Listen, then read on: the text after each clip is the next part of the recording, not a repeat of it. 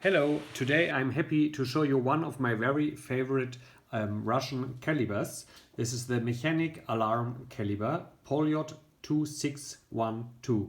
This one is inside of these vintage Poljot alarm watches of the 90s, and I'm happy to show you how they work.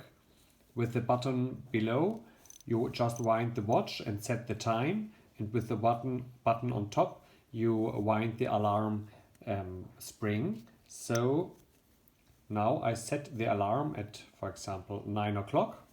Then I wind it so it's full.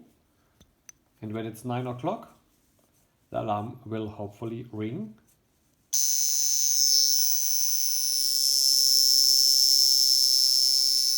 This alarm sounds for around 13 seconds if you fully wind the caliber.